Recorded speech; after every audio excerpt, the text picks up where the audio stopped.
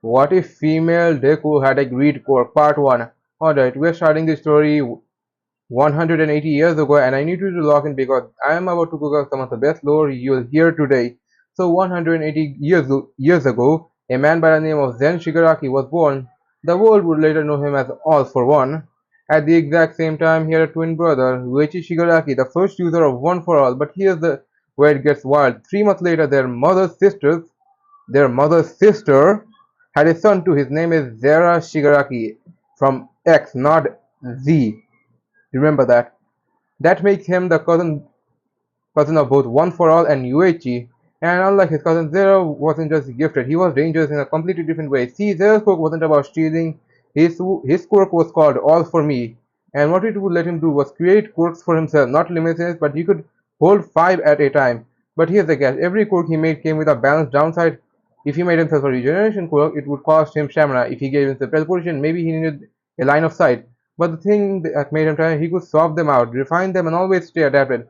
Now here's the split. All for One wanted to dominate the world by crushing people under his heel, but he believed in something way scarier. He wanted to rule the world through peace. His ideology was that people didn't need change if the world itself bent to his vision of control. And when the two cousins, All for One and Zeraf, turned 20, they fought. A war burned through the Japan itself. Entire cities fell in crossfire of All for One's ambition and their pursuit of his vision of order. And when it was all over, Zera had lost. But not truly. With his teleportation quirk, his regeneration, he escaped the battlefield alive. Beaten but not gone.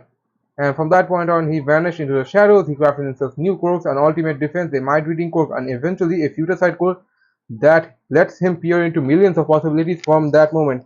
Zera stopped chasing power through war and started chasing it through knowledge.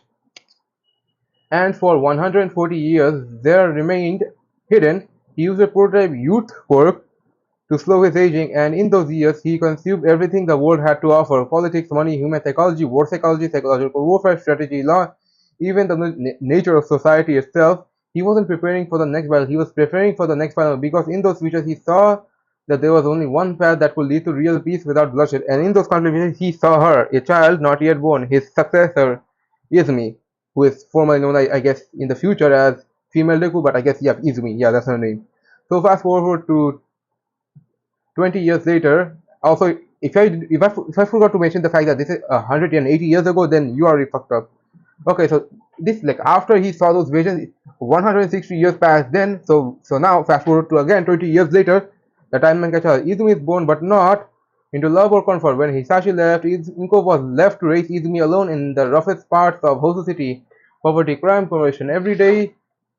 And in this area, little Izumi began to change. She grew up with a twisted kind of possessiveness, because when you grow up with nothing, everything you touch feels like it might be taken away. Toys, food, scraps of comfort. Izumi hoarded it all. Greed born not from luxury but from pain. Trauma right there, which you guys like for some reason. By the time she was 6, the battle between All for One and All Might had started. History stayed the same, but Izumi's life didn't, and at 7 years old, her world collapsed when Inko fell ill and passed away. Another piece of drama right there. And with no father, no family, Izumi was tossed into an adopted shelter, alone and empty, and that's where Zero finally stepped in, because he knew that this part was necessary for Izumi's growth. So he disguised himself as a nomad. With his future sight and mind reading, led him directly to Izumi, and when he met Izumi, he leaned in close and whispered, "Oh, that pierced her to the core." Okay, I'm not saying that again. As he said, "I know what you've lost, I know what you want. If you follow me, you'll never lose anything again." And that shit sounds corny as hell for some reason. Why did ChatGPT make that? I don't ask. And also just know the fact that I made the script, but I told ChatGPT to make the pacing better and the script, like, basically I made some errors as well. So yeah, I made ChatGPT do that, and this ended up turning fucked up, I guess. Okay, and then he showed her basically not an image, but basically gave her a part of his memory of his health, his hidden empire, his secrets, and his promise that he could give her he could give her the power to possess the world. And Izumi didn't accept out of loyalty. She accepted because it was the smartest deal she could ever make. And just like that, Izumi Midoriya ceased to exist. From that point on, she was Izumi Shigaraki. Because if you did not remember, Izumi, no wait, Xera is All for One and Yuichi's cousin. So of course the name would be Shigaraki, because If you don't know, also one's name is Zen Shigaraki, which you now know. The more things you know is better. And also, Izumi was taken outside of Japan for now because training, I guess. Her training began immediately. Year 1 wasn't about power. It was about fuck. How the hell do you spell discipline? I just said it. So discipline, yeah. And there are greed into her head. Smart greed is allowed, but blind greed is death. She learned restraint, control, and how to think beyond desire. Because this is a greed quirk, not a greed mindset. I did not specify greed mindset, bro. That's how it works here. And at year 2, that's when she learned to wield her Greed Quirk. It had 4 different abilities: duplication, the power to copy any object she touches; transmutation, changing one object to another. But she has to know a lot about that one thing. Like she needs to know everything, a compound of the entire gold she's about to change, or glass, I guess. Domain control, or I guess you could say, basically this is Law's ability from One Piece. That's how I say it. And pocket dimension, basically Obito's ability. That's it. That's how I explain things. That from other anime cases, that's how I explain things. And Zera managed to guide her perfectly because he saw every future where she mastered it. And by year 3, he went for her. He gave her his entire memory of 180 motherfucking years. Knowledge, experience, pain. Except that part. That part's not there.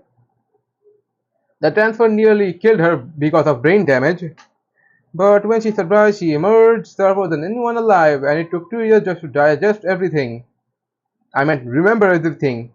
And when she finally came back to her brain, I guess, she was smarter and I guess colder, I guess, and was smarter than anyone in her age. And I forgot what was that age for. And at to age 12, Zerta should make $1 million in a week. And she did effortlessly connections, manipulation, strategy. That she turned knowledge into gold. He rewarded her with something simple: 1 year rest, live, enjoy, a year of peace before she has the last test, which will definitely not kill her. Let me drink some water first. Then, then came the physical training. After 1 year later, martial arts, conditioning, and combat. By the time she was almost well, she couldn't fight at nearly 70%. I'm saying strength level because listen, remember, in the first years she only learned about the mind, not the body. That sounds weird as hell.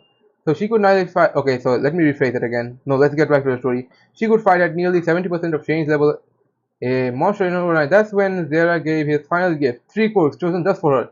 A clone of Koto Amatsukami. Listen for that. Koto Amatsukami for One Piece. No, what the? I mean Koto Amatsukami from Naruto. Koto Amatsukami. I can't even like Chishui's ability. Mangekyo is finding our ability. That's the ability. Yeah. And an extremely advanced mind quirk, which is the second quirk, is an extremely advanced mind quirk, memory, analysis, thought, acceleration, and an extremely regeneration quirk, immortality in all but name. And the last 2 quirks, which also remember the fact that he can actually he has 5 quirks. The last 2 quirks of Xera's all for me. He used them to make sure these 3 quirks had no drawback. The first of those 2 slots were used for the quirk transferring, and the second one was used for the quirk. What was it? Yeah, the quirk to make sure those 3 quirks don't have any downsides. And it cost his life. That's it. And on his deathbed, Xera had said his final words: "Izumi, my heir, my blood and spirit, for 180 years I carried this not so much burden." Okay, I didn't think he'd probably joke about. Yeah, let me rephrase it.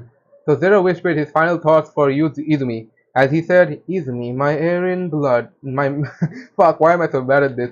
Xera said again, "Izumi, my heir, my blood and spirit, for 180 years I planned, in hopes for you to finally be it all for one and control this world to its fullest extent.